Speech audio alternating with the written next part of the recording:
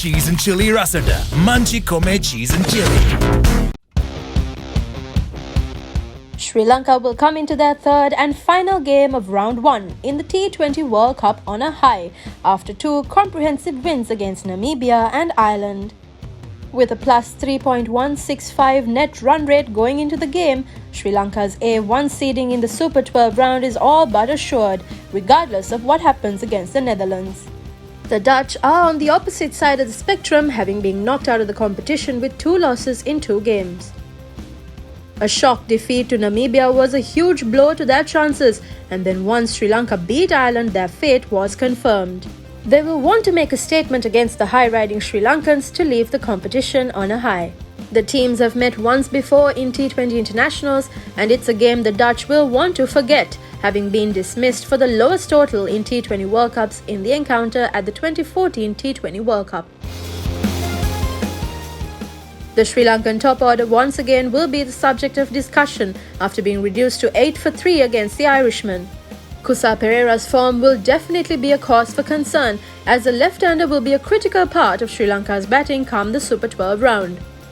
On the positive side, it was the bowling unit, particularly the fast bowlers, who have bowled with searing pace thus far in the tournament. It will be interesting to see how they adapt to Sharjah's surface, which is expected to be much more spin-friendly. For the Dutchman, Max O'Dowd has been the man to watch out for in the last 2 games. O'Dowd had started off slow but has been the only batter to get runs for the Netherlands in 2 disappointing performances. Where the richest offerings of nature are turned into a finer form through pure craftsmanship. And I'm not talking about the sapphire on my ring. Lanka tiles, designed for you, desired by the world. Team Sri Lanka will likely make at least 1 change to their starting lineup, with Dinesh Chandimal expected to be left out of the side. Chandimal has had little success after returning to the side, and with Sri Lanka needing to strengthen the top order, it is unlikely that he will be able to retain his spot in the side. It will be interesting to see who the Lankan think tank pick instead of him, with Charit Asalanka and vice-captain Dhananjay De Silva, the 2 waiting in the wings. Both offer an extra option with the bat, however, neither has been in any form in the lead-up to the tournament. The bowling lineup was brilliant once again against Ireland and should line up in the same way against the Dutch. Either way, Sri Lanka will have an extra part-time spinner in the lineup in the form of De Silva or Asalanka, and skipper Shanaka also will likely have a bowl in this game as Sri Lanka prepare for the next round. For the Netherlands, there may be a case for giving a few of their extras a run in the tournament, but at the same time, they will also want to create an upset against the Lankans. Ben Cooper could return to the side to replace Bas de Leede to strengthen the top order, while the spinners, led by Peter Sila, will play a big role on the Sharjah track. The Netherlands do not seem sure of their best combinations either, so there may be a few changes to the lineup. Kusa Perera will be one to watch out for in the Sri Lankan camp, after 2 disappointing performances so far. The left-hander will be determined to make a mark on the tournament and get some runs under his belt before the challenge of the Super 12s, and so will be a dangerous prospect to the Dutchman.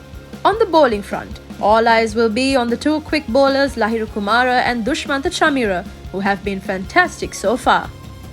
The 2 spinners will also be a major threat, especially in conditions suited to them. Mahesh Theekshana will want to extend his good run with the ball, as the youngster currently stands as the highest wicket taker in the tournament after 2 games. For the Netherlands, you cannot look beyond Max O'Dowd, who has made 2 half-centuries in 2 games. O'Dowd will be the key wicket Sri Lanka will target, with the batting lineup depending heavily on him.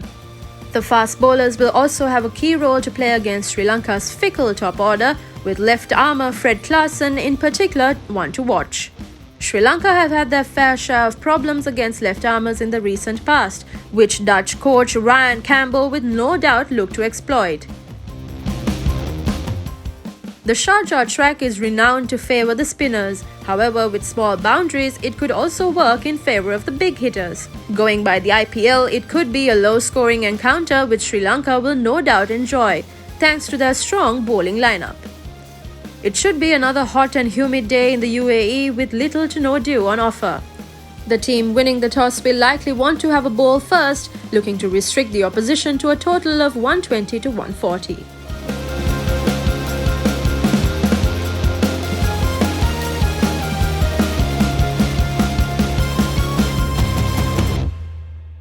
Stay on the ball with ThePapare sports news alerts.